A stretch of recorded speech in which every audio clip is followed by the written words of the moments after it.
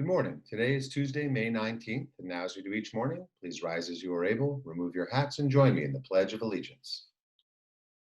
I pledge allegiance to the flag of the United States of America, and to the republic for which it stands, one nation, under God, indivisible, with liberty and justice for all. Thank you. So a couple of reminders. Remember that the senior parent meeting is on Thursday at 7:15 p.m. We'll send details on that tomorrow. And please send questions. You can use the link right here in the email that we send out about this each day. Also a reminder to sign up for massive online open courses. Those are MOOCs. Those are 4 credited and 4 grades. A list was sent to the emails of parents and students, and those are starting up right now.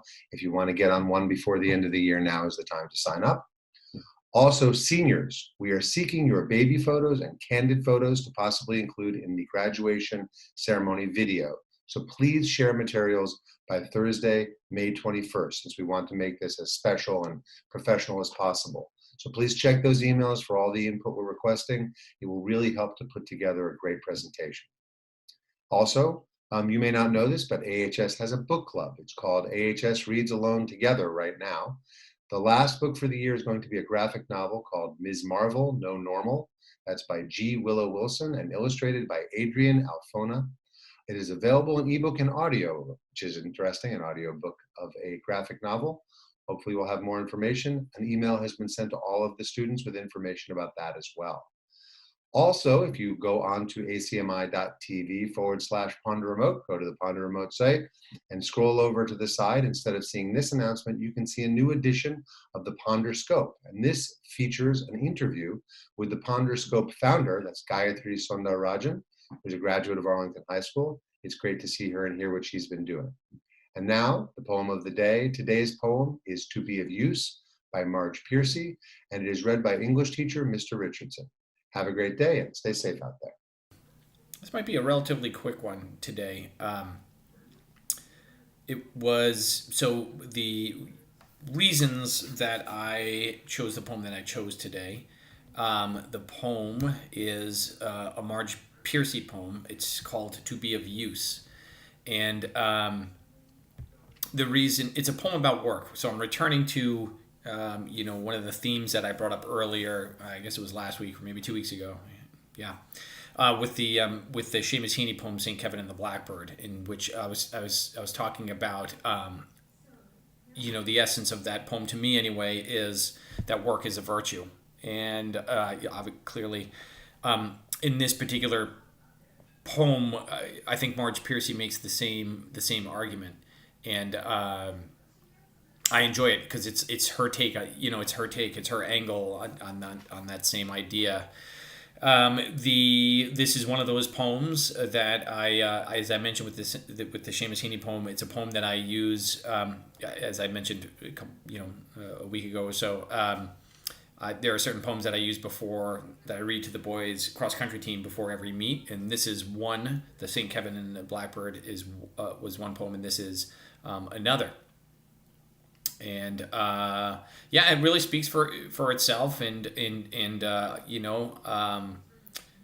just kind of do the reading and see what occurs to me. Why did I choose this one today? So it was a busy day today. I had a lot of AHS schoolwork to do, and I also had a lot of home school work to do. My 2 boys are here home with me and my wife, who's also a teacher, so we have all of her work to do, all of my work to do, and then all of the work of teaching them while we are home. Thank goodness it has been absolutely brilliant outside, so we've spent a lot of time in the outside classroom, doing phys ed-ish stuff, also doing some gardening and these kinds of things. So it's been great. I'm really grateful for the weather. All right, so there it is. So this work day was the inspiration for the poem. So, To Be of Use by Marge Piercy. The people I love the best jump into work head first, without dallying in the shallows, and swim off with sure strokes almost out of sight. They seem to become natives of that element, the black, sleek heads of seals bouncing like half-submerged balls. I like people who harness themselves, an ox to a heavy cart, who pull like water buffalo with massive patience, who strain in the mud and the muck to move things forward, who do what has to be done again and again. I want to be with people who submerge in the task, who go into the fields to harvest and work in a row and pass the bags along, who are not parlor generals and field deserters, but move in a common rhythm when the food must come in or the fire be put out. The work of the world is common as mud. Botched, it smears the hands, crumbles to dust. But the thing worth doing well done has a shape that satisfies, clean and evident. Greek amphoras for wine or oil, Hopi vases that held corn are put in museums, but you know they were made to be used. The pitcher cries for water to carry, and a person for work that is real. I love this very last part of the poem where these instruments of work are housed in museums, but it's almost as if they are personified. They come to life. It's almost as if they can't stand to be in the museums and they'd rather be out working. The Greek amphora or the Hopi vase or the pitcher holding water. And I love that idea because I think there are a lot of us out there who truly treasure work, possibly even miss work right now. It's a part of our personal constitution. But other lines that stand out to me are, let's see if I can find.